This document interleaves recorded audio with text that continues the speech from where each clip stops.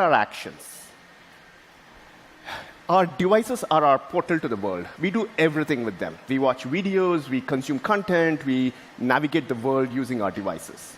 And there are two primary activities, your actions and your content, across many different touch points across the Android platform.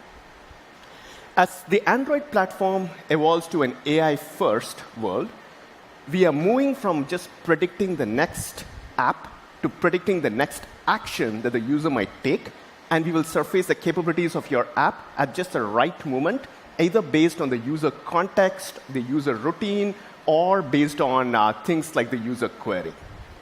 So this gives you instant increase in both reach and re-engagement.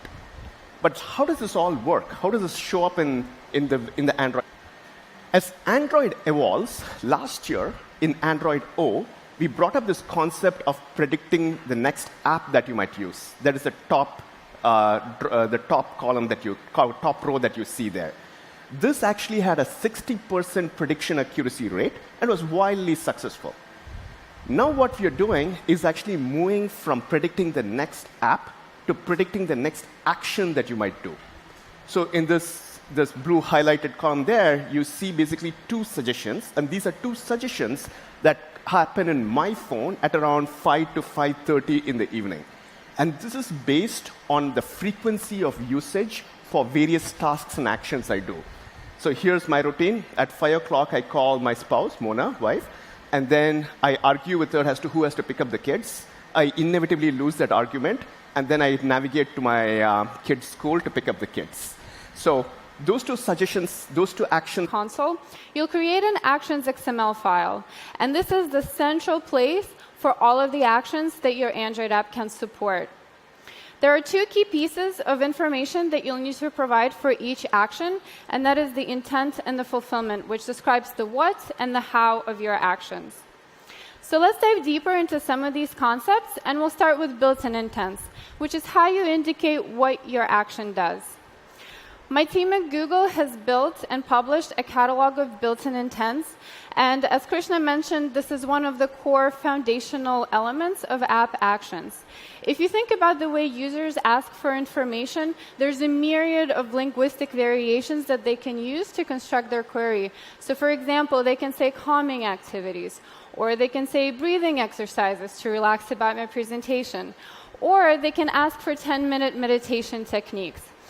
All of these queries, they indicate that the user would like to de-stress or they'd like to calm down. So we've designed built-in intents in such a way that they abstract away all of the natural linguistic variations, and we pass on only the relevant information to your application from the user's query using parameters.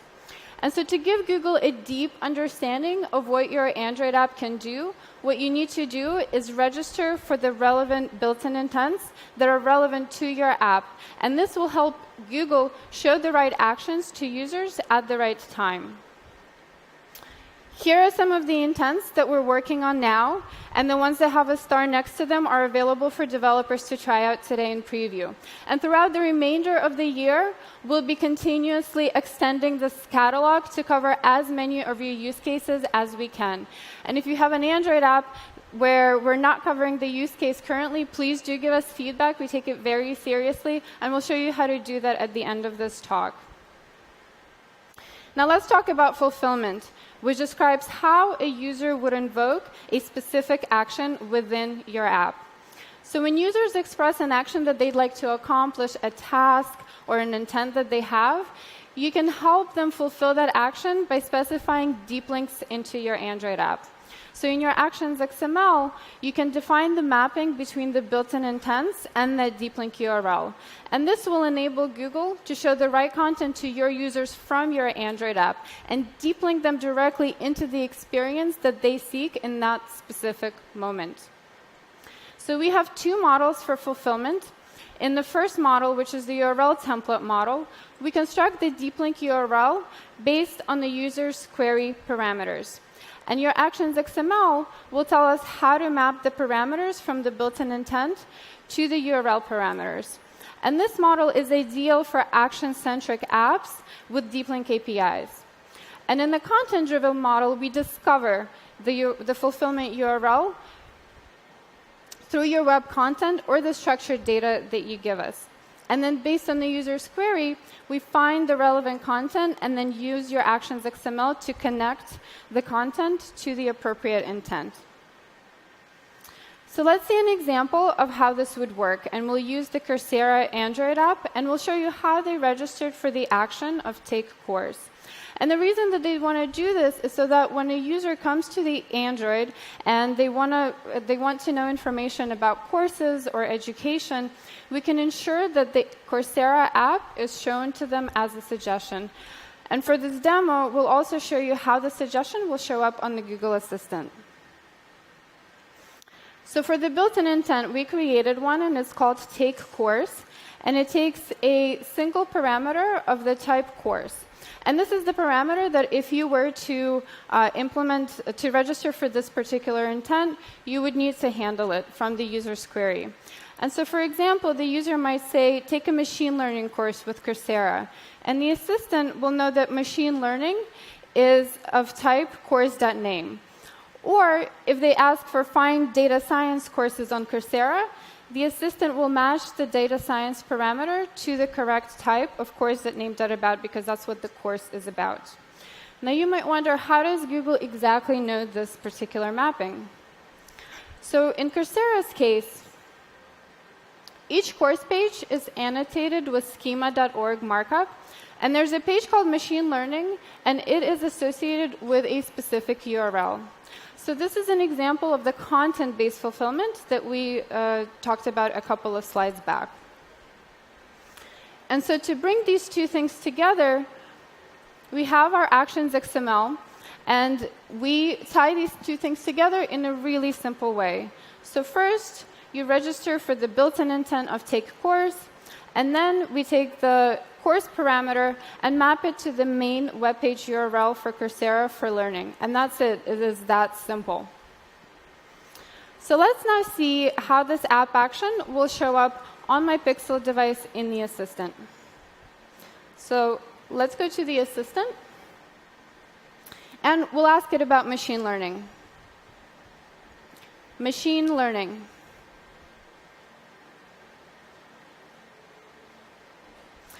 Great. So what we see here is a basic card about machine learning from the assistant.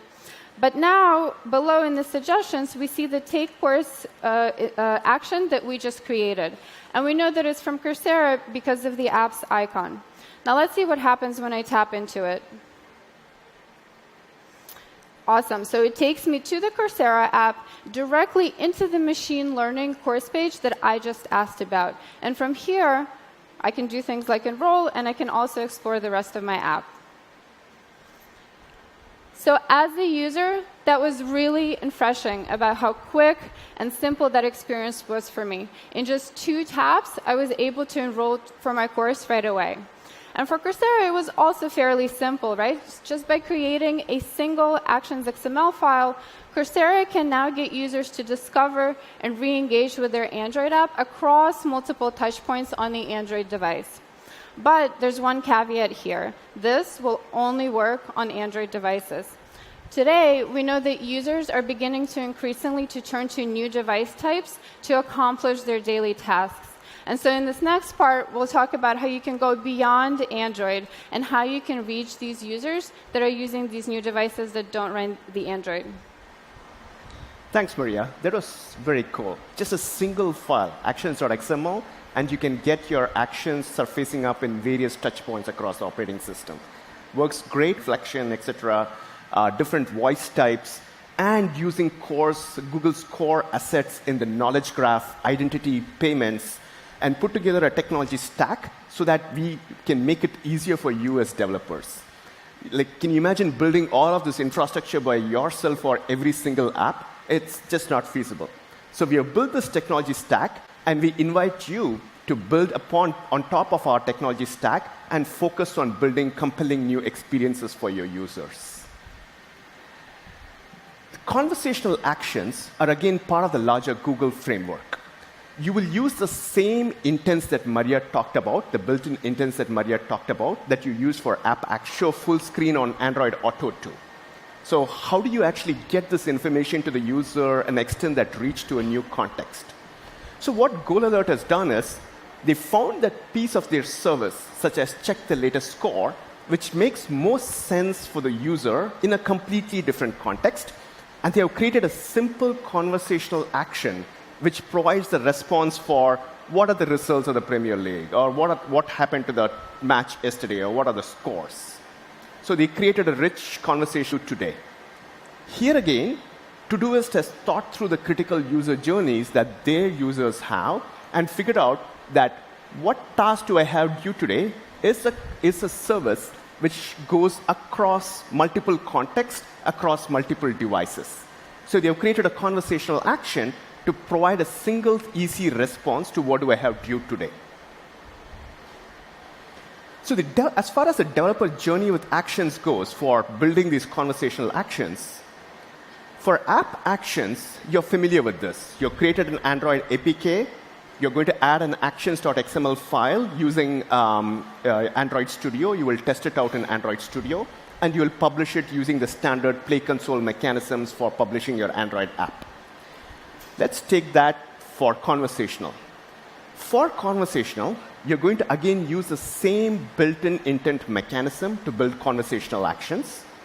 You will build simple conversational actions using Dialogflow, which is a tool provided by Actions on Google. And you'll go to the Actions on Google's Actions console to manage, publish your conversational agent and conversational action. Let us see how all of this works together. Let us talk a little bit about Play entitlements and seamless digital subscriptions. The interesting thing is that both the Assistant and Android uses Google Play for inventory and order management and entitlements management. Because of the fact that both of them use the same Google Play infrastructure, entitlements, subscriptions, in-app purchases work seamlessly across both Assistant and Android. Let us take the case of Economist Espresso. Economist is a great magazine, and they have an app called as Economist Espresso, which has a subscription feature to get their premium articles. I went and logged into my Android app and paid the subscription in Android. Now, when I go to the Assistant and use Economist Espresso, I immediately get access to all of their premium content because the Assistant also knows that I have a premium subscription to Economist Espresso, and hence I'm eligible for all of the premium content. And They registered for the Take course built-in intent. And now after their APK was approved and published in the Play Developer Console, there now appeared an option there to enhance actions with Actions on Google. And clicking there lands us in the Actions Console project claiming page. Now, this console is a really focused way to develop and manage your companion action for the Google Assistant. And we're very excited because this week we announced a major redesign of this console, and it basically helps you do three main things. It first allows you to configure, set up the metadata and the directory listing information for your companion app. And then it allows you to manage the development, the testing, and the deployment process in a very fine-grained way. And then once your action is published, it gives you analytics so that you can track how your action is doing out there with real users in the real world. Now, there's a lot of magic that happens here during this project claiming stage. For example, we automatically import most of the information that you provided in the actionsXML to make it easier for you to develop your companion app. Now, let's see what the Actions console looks like for Coursera after they've gone through the claiming process. So this is the Actions console, and we can see that it's already set up with the Coursera demo app. Let's click into this Actions section. And we see here the Take course built-in intent that we had in Android that's automatically imported from actionsXML when we went through that claiming process. And when we click in, we'll hopefully see some magical information show up here. There we go. So we see all of the triggering, we see all of the important information that you would want to know about this action. So for example, the triggering phrases up there, these are sample invocations that users can use to invoke this particular action. And we've see the parameters as well as the fulfillment information that you provided us in your actionsXML, and that was automatically imported into here. Now that we have this basic wiring set up, what we can do is we can create a rich response using Dialogflow to cover those two cases that I described I wanted to have earlier for Coursera. So to listen to my course podcast while I'm driving, and then to continue watching my video when I get at home. And to do that, you would just add the fulfillment of conversational type here, and this will land us in Dialogflow, where you can specify the details about the fulfillment. Now, because we're a bit short on time today, I won't show you how you can build fulfillment from scratch, but there are a few key components that I'd like to walk you through so that you can see how to do this for yourself.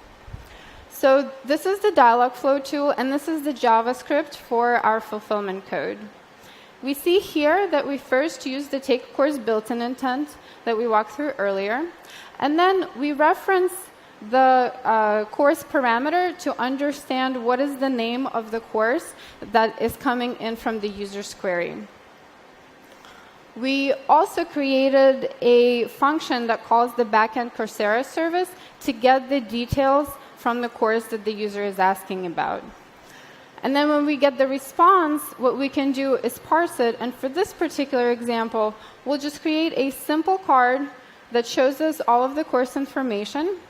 And then we use our media response API to return the audio or the video of the course based on what device I'm running on. Now, one really amazing thing about Dialogflow is that it's simply integrated with the Actions console. It has a really deep integration with that console. And so this provides a really nice development environment where you can do things like test how this would work on the Google Assistant directly from this UI just by simply clicking in this section. So let's see how this basic card that I just showed you we created would look like in the simulator. So this is the simulator, and we also have a test on device option, so you can test during your process to see how it would work on the device. But for now, let's see how this would work when we invoke our Coursera demo app. So we'll say, ask Coursera demo to start my machine learning course. Sure, here's the test version of Coursera demo. Here's more information about machine learning. Do you want to start the course? Great. So what we see here is the card that we created, right? So all of this description information down here, the title of the card, this image, the suggestion chips down there, they were all specified in the fulfillment code that I showed you in Dialogflow. So now let's say yes to start the course podcast.